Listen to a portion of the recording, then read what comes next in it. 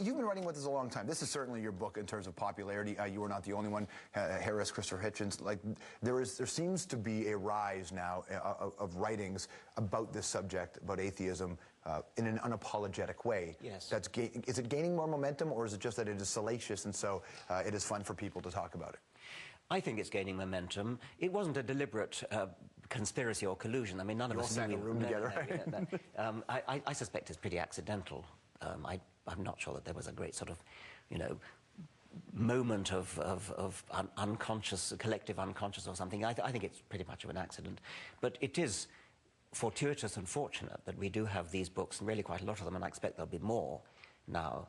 I think it is, as somebody said, changing the national conversation in various countries in the world. And I think that people are going, that maybe we're going to approach a tipping point where it will suddenly become respectable, as respectable in North America to be an atheist as it is, say, in Sweden. You know how important tonality is. When I was reading this book, I thought, wow, this guy is going to town. You know, and you've heard the criticisms that you're an arrogant atheist, all of those sorts of things. When you look back at the way you approached it, was it the right way?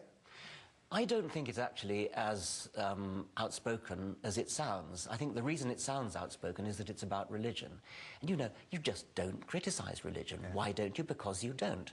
And so if you use language which in any other context, like politics or football or something, would be thought pretty mild, if you use it in the context of religion, it suddenly sounds strident and shrill. And you can see how bad your soccer team is. You can't actually see how your religion works, right? Yeah. Well, yeah, it's funny, though, because when I was reading it and I was going through your approach, I mean, I always thought if you ever influence the way somebody votes, if you're a political lobby group in any way, shape, or form, then you deserve the criticism.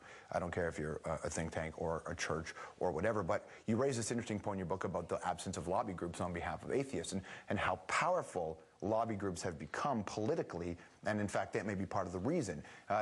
Could there be a time when there would actually be a movement of people who kind of went, because there's 1 billion Christians in the world, there's 1 billion Muslims, and there are 4 billion people who are neither, yet those 4 billion people have to live by the rules of the other 2 billion. And I wonder if there's a time when the other 4 billion are going to go, yeah, you know what, enough. I hope that. I mean, I'm not a great politician, I wouldn't be very good at it, but I think it is about time our voice was heard, yes. Do you get the, like, when you started writing with this decades ago, did you ever get the feeling that in 2007, did you think religion would be gone by then? You know, the enlightenment that came, that what they call the enlightenment? Probably did, actually, yes.